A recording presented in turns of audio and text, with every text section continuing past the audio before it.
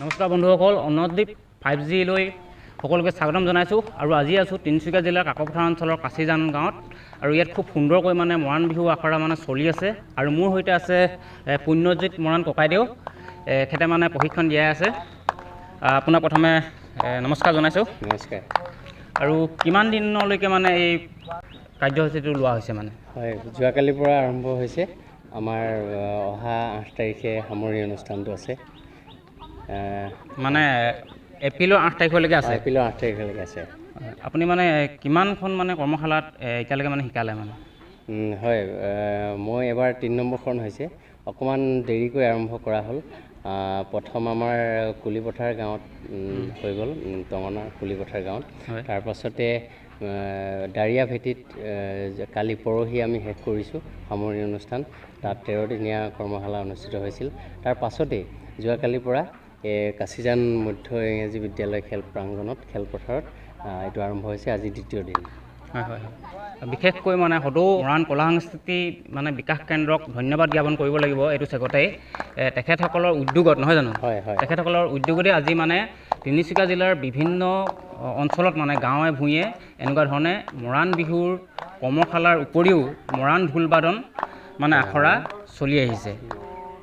হয়, যোৱা 24 তাৰিখৰ পৰা আমাৰ এই কৰ্মশালাটি সদৌ মৰাণ কলা সাংস্কৃতিক বিকাশ কেন্দ্ৰৰ তত্বাৱধানত বিভিন্ন জেগাত চলি আছে। বিহুৰ সমাগত সেই হেতুকে কাকপথাৰ আঞ্চলিক সমিতি, সদৌ মৰাণ কলা সাংস্কৃতিক বিকাশ কেন্দ্ৰ আৰু অসম মৰাণ সভা টঙনাৰ আঞ্চলিক সমিতি আৰু মৰাণ মহিলা পৰিষদ কাকপথাৰ আঞ্চলিক সমিতিৰ যৌথ উদ্যোগত যোৱা বৰ্ষৰ দৰে তাৰ আগতেও এই কাৰ্যসূচীটো তেখেতলোকে মৰাণ সভাই লৈ আহিছিল। এবাৰ নতুনকৈ মৰাণ মহিলা পৰিষদ আৰু মৰাণ কলা সাংস্কৃতিক বিকাশ কেন্দ্ৰ কাকপথাৰ আঞ্চলিকে যৌথভাৱে উদ্যোগ লৈ খুব সুন্দৰকৈ কাছিজান মধ্য ইংৰাজী বিদ্যালয়তে প্ৰাংগণত তেখেতলোকে উদ্যোগ লৈ কৰ্মশালাটি আৰম্ভ কৰিছে। যোৱা 24 তাৰিখৰ পৰা অহা 8 এপ্ৰিললৈ এই কৰ্মশালাটি চলিব। হয়, কৰ্মশালাটি খুব সুন্দৰকৈ যাতে সফল সমাপ্তি হয় তাৰে কামনা কৰিছোঁ।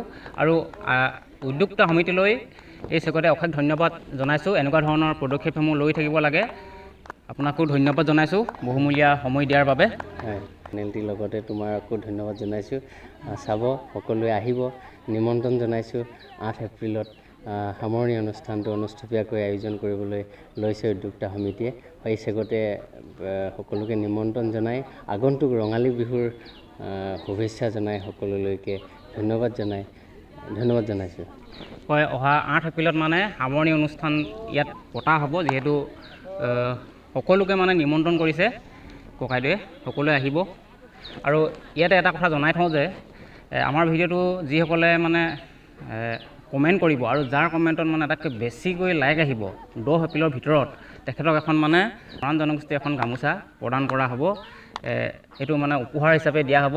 গতিকে আপোনালোকে ভিডিঅ'টো লাইক কৰিব, কমেণ্ট কৰিব আৰু যদি ফেচবুকত চাই আছে ফ'ল' কৰিব আৰু ইউটিউবত যদি চাই আছে ছাবস্ক্ৰাইব কৰি ল'ব। যিগৰাকীৰ কমেণ্টত আটাইতকৈ বেছি লাইক আহে তেখেতক এখন মৰাণ ফুলাম গামোচা প্ৰদান কৰা হ'ব বিহুৰ শুভেচ্ছাৰে।